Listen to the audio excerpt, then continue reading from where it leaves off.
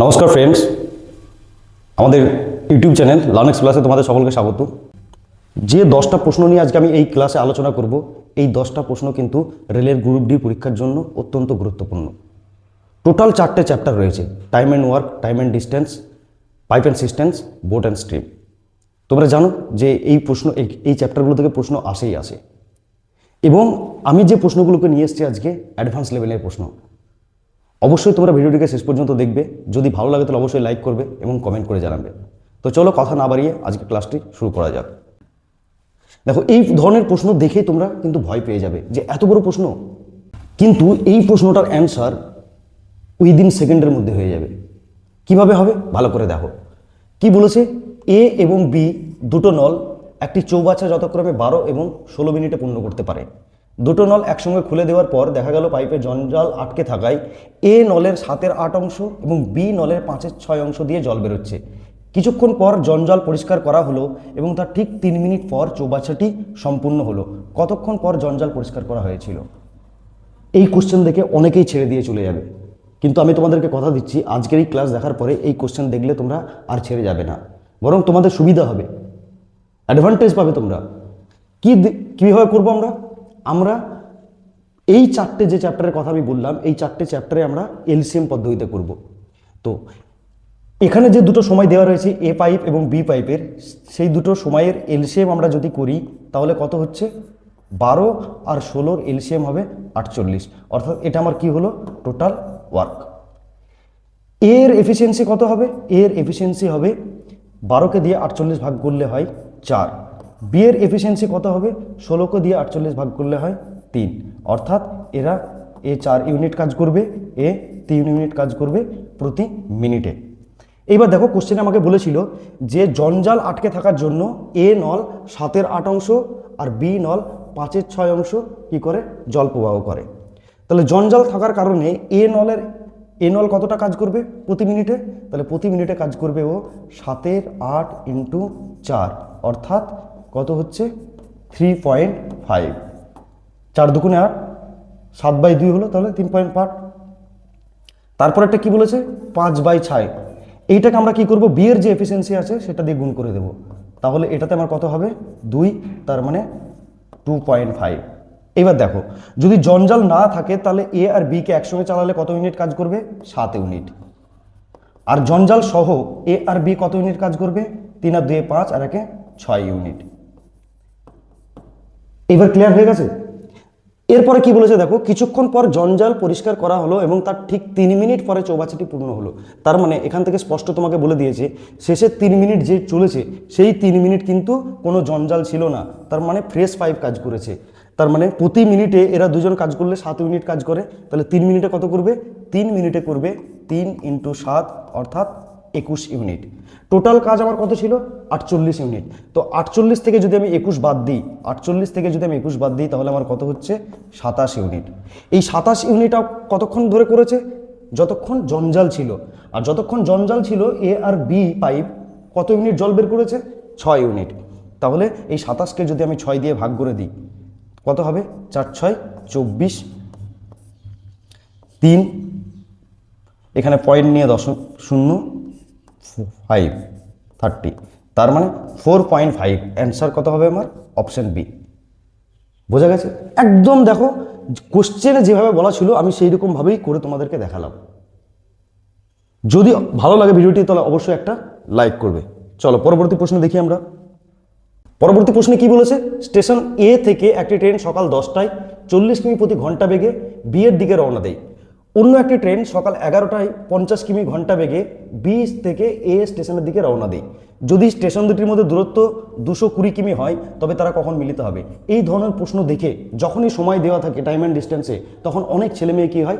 ঘাবড়ে যায়। মানে বিশেষ করে যদি বলতে হয় তাহলে 90% ছেলে মেয়ে এই প্রশ্ন ছেড়েই দেয় পরীক্ষার হলে।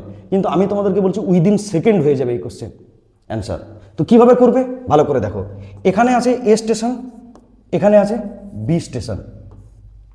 তো এ স্টেশন আর বি স্টেশনের মধ্যে দূরত্ব কত বলেছে? এ স্টেশন আর বি স্টেশনের মধ্যে দূরত্ব বলেছে 220 কিলোমিটার। এইবার বলেছে এ স্টেশন থেকে যে ট্রেনটা ছাড়ে সেটা সকাল 10টায় ছাড়ে, আর বি স্টেশন থেকে যেটা ছাড়ে সেটা সকাল 11টায় ছাড়ে। এইবার এ কে যদি আমি 11টায় নিয়ে যায়, 11টার সময় নিয়ে যায়, তাহলে এ কতটা রাস্তা যাবে? এ 10টার সময় ছাড়ে 40 কিমি বেগে যায়, তার মানে এ 40 কিমি অলরেডি চলে গেল। তখন বাজলো কটা? সকাল 11টা। এইবার এখান থেকে যদি আমি 40 বাদ দিই তাহলে আমার কত হয়ে গেল? 180 কিমি। এইবার দুজন কি হচ্ছে, এ যাচ্ছে এই দিকে আর বি আসছে এই দিকে, একে অপরের দিকে। তো একে অপরের দিকে যখন ট্রেন আসে আমরা কি জানি, রিলেটিভ স্পিড কি হয়ে যায়? যোগ হয়ে যায়। তাহলে এর স্পিড কত ছিল? 40 কিমি প্রতি ঘন্টা। বি এর স্পিড কত ছিল? 50 কিমি প্রতি ঘন্টা। তার মানে এদের রিলেটিভ স্পিড কত হলো? 90 কিমি প্রতি ঘন্টা। আর এদের মধ্যে দূরত্ব এখন কত রয়েছে? 180 কিমি। তাহলে 180কে যদি আমি এবার 90 দিয়ে ভাগ করি তাহলে কত হলো? 2 ঘন্টা। তার মানে 11টা থেকে 2 ঘন্টা পর ওরা একসঙ্গে মিলিত হবে। তার মানে 11, 12, 1, দুপুর 1টার সময় ওরা কি হবে? মিলিত হবে। কত ইজি, বোঝা গেছে? চলো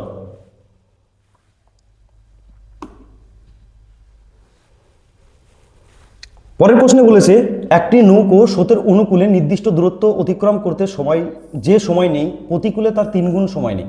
স্থির জলে নৌকার গতি ও স্রোতের গতির অনুপাত কত? এই প্রশ্নটাও দেখে ম্যাক্সিমাম ছেলে মেয়ে ভয় পাবে, কিন্তু এটা উইদিন সেকেন্ড করা সম্ভব। কিভাবে? ভালো করে দেখো। অনুকূল মানে আমরা কি জানি? Down stream. আর প্রতিকূল মানে কি? আপস্ট্রিম। অনুকূলে কি হয়? অনুকূলে হয় নৌকো প্লাস স্রোতের বেগ। আর প্রতিকূলে কি হয়? নৌকো মাইনাস স্রোতের বেগ। ক্লিয়ার? তো বলেছে অনুকূলে যেতে যে সময় নেই, প্রতিকূলে তার 3 গুণ সময় নেই। তার মানে অনুকূলে যদি সে 1 মিনিট সময় নেই, প্রতিকূলে যেতে সে কত সময় নেবে? 3 ইউনিট। তো এটা যদি রেশিও হয় 1:3 রেশিও হবে কিসের? সময়ের। তাহলে এদের যে এফিসিয়েন্সি বা কার্যক্ষমতা তার রেশিও কি হয়ে যাবে? এর উল্টোটা হয়ে যাবে, অর্থাৎ 3:1। এইবার আমাকে কি বলেছে? স্থির জলের নৌকোর গতি এবং স্রোতের গতির অনুপাত কত? ভালো করে দেখো, আমাদেরকে অনুকূলের গতি দেওয়া আছে আর প্রতিকূলের গতি দেওয়া আছে। অনুকূলের গতি কত? 3 ইউনিট। আর প্রতিকূলের গতি কত? 1 ইউনিট। তাহলে এই ক্ষেত্রে আমাকে স্থির জলের যদি নৌকোর গতিবেগ বের করতে বলে আমরা কি জানি? অনুকূলের গতি প্লাস হচ্ছে প্রতিকূলের গতি বাই 2, অর্থাৎ 4/2 সমান কত হবে? 2। আর কিসের বেগ বের করতে হবে? স্রোতের বেগ। স্রোতের বেগ যখনই বের করতে বলবে অনুকূলের গতি মাইনাস প্রতিকূলের গতি বাই 2 সমান কত হবে? 2/2 অর্থাৎ 1। তাহলে অনুকূল আর প্রতিকূল নৌকোর গতি আর স্রোতের গতির অনুপাত কত হবে? 2:1, অর্থাৎ অপশন এ। বুঝতে পেরেছো? যদি ভালো লাগে তাহলে অবশ্যই তোমরা কমেন্ট করে জানাবে এবং বন্ধুদের সাথে শেয়ার করবে। চলো পরবর্তী প্রশ্নে যাই। কি বলেছে? একটি চৌবাচ্চা একটি নল দিয়ে 12 ঘন্টায় পূর্ণ হয়। চৌবাচ্চাটি ঠিক অর্ধেক পূর্ণ হওয়ার পর একই ক্ষমতায় আরও 3টি নল খুলে দেওয়া হলো। সম্পূর্ণ চৌবাচ্চাটি পূর্ণ হতে মোট কত সময় লাগবে? আমি চ্যালেঞ্জ নিয়ে বলছি, এই অঙ্কটা ম্যাক্সিমাম ছেলে মেয়ে কি করবে? ভুল করবে। আর এটাকে তোমাদেরকে আমি কয়েক সেকেন্ডে করে দেখাবো এবং তোমরাও করতে পারবে। কিভাবে? দেখো, একটা চৌবাচ্চা পূর্ণ হতে 12 ঘন্টা সময় নেয়। তার মানে ওর যে টোটাল ওয়ার্ক সেইটা কত? 12 ইউনিট। ওই ট্যাঙ্কটার পূর্ণ ক্ষমতা কত? 12 ইউনিট। তো চৌবাচ্চাটি যে নলটা আছে সেই নলের এফিসিয়েন্সি কত হবে? আমি সাপোজ ধরলাম এ নল আসে, তাহলে ওর এফিসিয়েন্সি করতে গেলে কি করতে হয়? টোটাল যে ওয়ার্ক সেটাকে সময় দিয়ে ভাগ করতে হয়। তাহলে কত হবে? 1 ইউনিট পার আওয়ার। এইবার বলছে চৌবাচ্চাটি ঠিক অর্ধেক পূর্ণ হওয়ার পর, অর্ধেক পূর্ণ হয়ে যাওয়ার পর মানে এখানে 12 ইউনিট ছিল, 12 ইউনিটের অর্ধেক কত? 6 ইউনিট। তাহলে 6 ইউনিট যদি পূর্ণ হয়ে যায় তাহলে বাকি থাকবে কতটা? বাকি থাকবে 6 ইউনিট। 6 ইউনিট বাকি থাকলো। তাহলে 6 ইউনিট যখন বাকি থাকলো তখন একই ক্ষমতার আরও 3টে নল, তার মানে বি, সি, ডি আরও 3টে নল যুক্ত হয়ে গেল এবং যাদের ক্ষমতা কি হবে? ওই 1 ইউনিট করে, অর্থাৎ 3 জনের 1 ইউনিট করে হলে কত হয়? 3 ইউনিট প্রতি ঘন্টা। এইবার যদি 4 জন একসঙ্গে কাজ করে এ, বি, সি, ডি, তাহলে কত কাজ করবে? 4 ইউনিট প্রতি ঘন্টা। আর এখন কাজ বাকি কত আছে? 6 ইউনিট। তো 6কে দিয়ে যদি আমি 4 ভাগ করি তাহলে কত হবে? 1.5। অ্যান্সার কত হবে আমার? প্রথমে লেগেছে 6 ঘন্টা অর্ধেক পূর্ণ হতে, এ একা কাজ করেছিল, আর এখন 4 জন মিলে কাজ করলো, সময় লাগলো 1.5 ঘন্টা, অর্থাৎ 7.5 ঘন্টা বা 7 ঘন্টা 30 মিনিট। কে বুঝতে পারেনি? যদি বুঝতে না পারো তাহলে অবশ্যই তোমরা কমেন্ট বক্সে কমেন্ট করে জানাবে। চলো দেখো পরবর্তী প্রশ্নে কি বলা আছে? স্থির জলে একটি নৌকোর গতিবেগ 10 কিমি প্রতি ঘন্টা এবং স্রোতের গতিবেগ 4 কিমি প্রতি ঘন্টা। স্রোতের অনুকূলে 30 কিমি যেতে নৌকোটি কত সময় লাগবে? এটা একদম ইজি অঙ্ক। কি করতে হবে? এখানে আমার গতিবেগ দেওয়া আছে নৌকোর 10 কিমি আর স্রোতের গতিবেগ কত? 4 কিমি। তাহলে অনুকূলে গতিবেগ কত হবে? অনুকূলে গতিবেগ হবে 10 + 4 = 14 কিমি প্রতি ঘন্টা। আর অনুকূলে কতটা পথ আমাকে যেতে হবে? 30 কিমি। তাহলে আমরা কি জানি, টাইমের সঙ্গে যখন স্পিড গুণ হবে তখন কি হবে? ডিস্টেন্স হবে। তো আমাকে এখানে কি বের করতে হবে? সময় বের করতে হবে। তো সময় যদি বের করতে হয় ডিস্টেন্সের সঙ্গে স্পিডকে ভাগ করতে হবে। তাহলে আমার এখানে ডিস্টেন্স কত আছে? 30। স্পিড কত আছে? 14। তাহলে আমি পেয়ে যাচ্ছি কত হবে? 14 দুগুণে 28, আর হাতে থাকলো 2, তার মানে 2 ঘন্টা সামথিং হবে। এখানে অপশন অনুযায়ী 2 ঘন্টা 2.14 ঘন্টা। বোঝা গেছে না? যায়নি? একদম ইজি অঙ্ক, কিচ্ছু ছিল না। চলো তারপরেরটাই দেখি। 250 মিটার লম্বা একটি ট্রেন 350 মিটার লম্বা একটি প্ল্যাটফর্মকে 50 সেকেন্ডে অতিক্রম করে। 230 মিটার লম্বা একটি ব্রিজ অতিক্রম করতে ট্রেনটির কত সময় লাগবে? দেখো, আমি একটু আগেই তোমাদেরকে দেখিয়েছি যে টাইমের সঙ্গে স্পিড যখন গুণ হয় তখন কি হয়? ডিস্টেন্স হয়। তো এই ক্ষেত্রে আমার কি আছে? 250 মিটার লম্বা একটি ট্রেন আর 350 মিটার লম্বা একটি প্ল্যাটফর্ম। তাহলে ডিস্টেন্স আমার কত হবে? আমরা কি জানি, যখন ট্রেন কোনো বড় জায়গাকে অতিক্রম করে তখন সেই বড় জায়গা, যেটা প্ল্যাটফর্ম হতে পারে, ব্রিজ হতে পারে, সেই দৈর্ঘ্যটাও ট্রেনের দৈর্ঘ্যের সঙ্গে কি হয়ে যায়? যুক্ত হয়ে যায়। তাহলে 250 আর 350 কত হবে? 600 মিটার। ডিস্টেন্স কত হলো? 600 মিটার। আর এখানে 50 সেকেন্ড সময় নিচ্ছে, তার মানে টাইম কত আছে আমার? 50 সেকেন্ড। 50 সেকেন্ড। তাহলে আমাকে কি বের করতে হবে? স্পিড বের করতে হবে। স্পিড বের করার জন্য আমি কি করতে হয় জানি, যে ডিস্টেন্সের সঙ্গে টাইমের ভাগ হয়ে যায়। তাহলে 600 ডিভাইডেড বাই 50, এটা কত হবে? 5 × 12 = 60, অর্থাৎ 12 মিটার পার সেকেন্ড আমার কি হলো? এর স্পিড হলো। দ্বিতীয় ক্ষেত্রে কি বলেছে? একটা ব্রিজ আছে 230 মিটার, এইটাকে অতিক্রম করতে তাহলে ট্রেনটা কত সময় নেবে? তাহলে এই ক্ষেত্রে আমার ডিস্টেন্স কত হয়ে যাবে? 250 মিটার ট্রেনের দৈর্ঘ্য আর 230 মিটার ব্রিজের দৈর্ঘ্য। তাহলে কত হচ্ছে? 480 মিটার। এর টাইম আমাকে কি করতে হবে? বের করতে হবে। স্পিড আমার কত দেওয়া আছে? 12 মিটার পার সেকেন্ড। তাহলে 480কে যদি আমি 12 দিয়ে ভাগ করি, যেটা আমার অ্যান্সার বেরোবে সেটাই হবে অ্যান্সার। 480 ডিভাইডেড বাই 12, 4 × 12 = 48, শূন্য চলে গেল, তার মানে 40 সেকেন্ড আমার কি লাগবে? সময় লাগবে 40 সেকেন্ড। অ্যান্সার হবে অপশন এ। বুঝতে পেরেছি? চলো পরেরটা দেখি।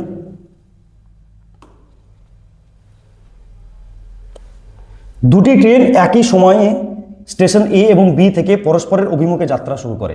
মিলিত হওয়ার পর ট্রেন দুটি যথাক্রমে 9 ঘন্টা ও 16 ঘন্টা পর গন্তব্যে পৌঁছায়। ট্রেন দুটির গতির অনুপাত কত? আমি চ্যালেঞ্জ নিয়ে বলতে পারি এটা ম্যাক্সিমাম ছেলে মেয়ে ছেড়ে দেবে, কিন্তু এই অঙ্কটাকে আমরা উইদিন সেকেন্ডে করব। কিভাবে? দেখো, এখানে দুটো ট্রেন দেওয়া আছে, একটা এ একটা বি। একটা ট্রেনের সময় বলেছে 9 ঘন্টা আর একটা ট্রেনের বলেছে 16 ঘন্টা। এটা কিসের? আমি এটাকে যদি অনুপাত করি তাহলে কিসের অনুপাত হলো? এটা আমার সময়ের অনুপাত। এইবার আমরা কি জানি, সময়ের অনুপাতকে যদি আমি স্পিডে কনভার্ট করাতে চাই তাহলে এটা কি হয়ে যাবে? আমার উল্টে যাবে। তাহলে স্পিড কত হলো? 16 আর 9। এইবার আমাকে কি বলেছে? ট্রেন দুটির গতির অনুপাত বের করো। যখন আমাকে গতির অনুপাত বের করতে বলবে তখন আমরা কি করব? এইটাকে এবার রুট করে দেব। কি করে দেব? রুট করে দেব। তাহলে দেখো, রুট থেকে বের করলে পরে কত হয়? 4 হয়, আর এটা 3 হয়, অর্থাৎ অপশন সি হয়ে যাবে সঠিক অ্যান্সার।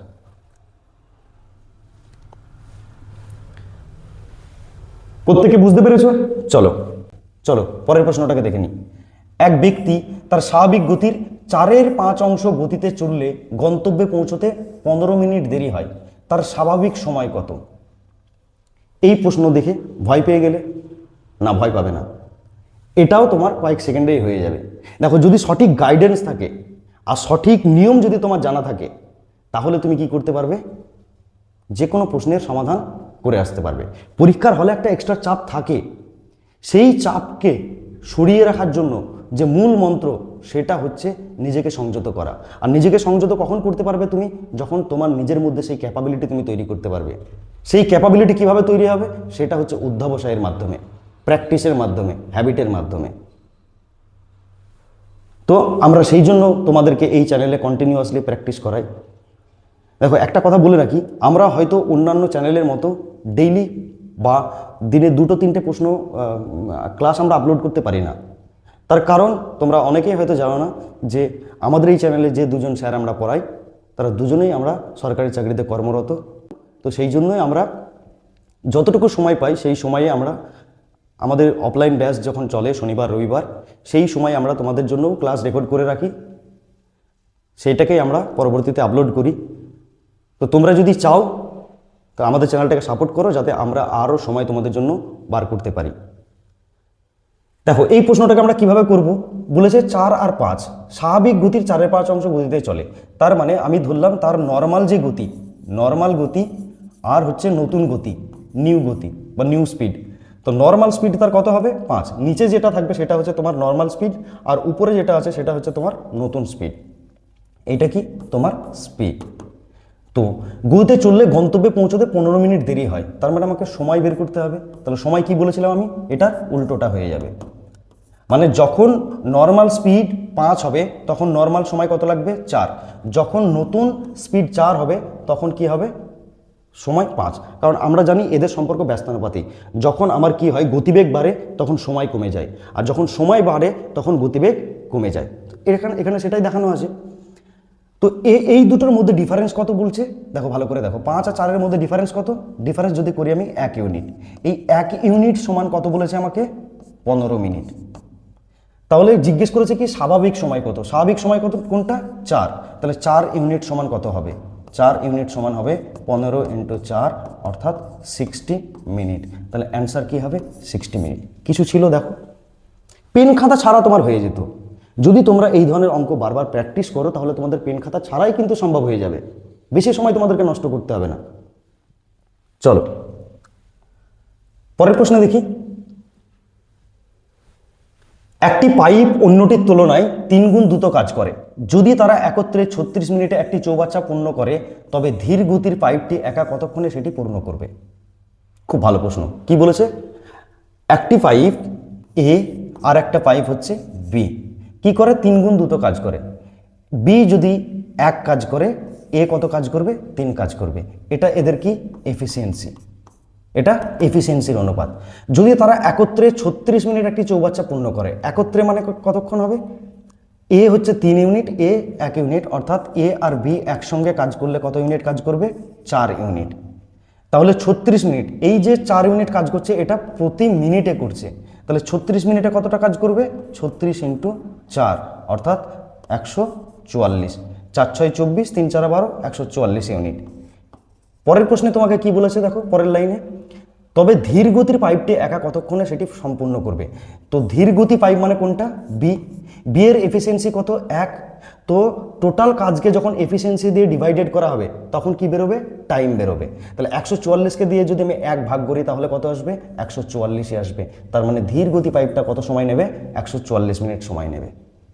একদম কনসেপ্ট দিয়ে, কোনো ট্রিক মনে রাখার দরকার নেই, তুমি কনসেপ্টটাকে বুঝে নাও। যে অঙ্কটা দেখে এতক্ষণ তোমার ভয় লাগছিল বা তুমি বুঝতে পারছিলে না, এখন সেটা তোমার কাছে অনেকটা ক্লিয়ার হয়ে গেল। চলো পরের প্রশ্নটা দেখে নিই। দেখো এই যে প্রশ্নটা রয়েছে এই প্রশ্নটা কিন্তু দেখে অনেকেই ভয় পেয়ে যায়, কিন্তু আমি বলছি এই প্রশ্নটা একদম নিঃসন্দেহে পেন খাতা ছাড়া করা সম্ভব। কিভাবে করবে, এ এর কত সময় লাগছে 12 দিন, বি এর কতদিন সময় লাগছে 15 দিন। তাহলে টোটাল কাজটা আমার কত সেটা আমাকে বের করতে হবে। টোটাল কাজ আমার কত হচ্ছে 15 আর 12 যদি লসাগু করি তাহলে কত হবে 60, টোটাল কাজ আমার 60। তাহলে এ এর এফিসিয়েন্সি কত হবে 5, আর বি এর এফিসিয়েন্সি কত হবে 4 15 60, তার মানে 4। এটা কি করে প্রতিদিন করে 5 ইউনিট প্রতিদিন, আর বি 4 ইউনিট প্রতিদিন। তারা একসাথে কাজ শুরু করার 3 দিন পরে এ চলে যায়, বাকি কাজ বি করে। তার মানে ভালো করে দেখো এ আর বি একসাথে যদি কাজ করে কত ইউনিট কাজ করবে 9 ইউনিট। কত দিন করলো ওরা 3 দিন করলো, তার মানে 3 9 27 ইউনিট কাজ একসাথে করেছে। মোট কাজ কত ছিল 60 ইউনিট, তার মানে বাকি কাজ কত থাকলো, বাকি কাজ থাকলো 33 ইউনিট। এই 33 ইউনিট কাজ কে করবে বি করবে। বি কত দিনে করবে, দেখো বি এর এফিসিয়েন্সি কত 4, তাহলে 33কে দিয়ে আমাকে 4 ভাগ করতে হবে, তাহলে কত হবে 4 8 32, 8 পূর্ণ 1 4, অর্থাৎ 8.25 দিন। বুঝতে পেরেছো? তো আজকের ভিডিওটি এই পর্যন্তই। যদি ক্লাসটি তোমাদের ভালো লাগে বা ভিডিওটি ভালো লাগে তাহলে অবশ্যই লাইক করবে এবং কমেন্ট করে জানাবে যে রেলের প্রিভিয়াস ইয়ারের প্রশ্নপত্র নিয়ে আলোচনা করা যায় কি না। Thank you.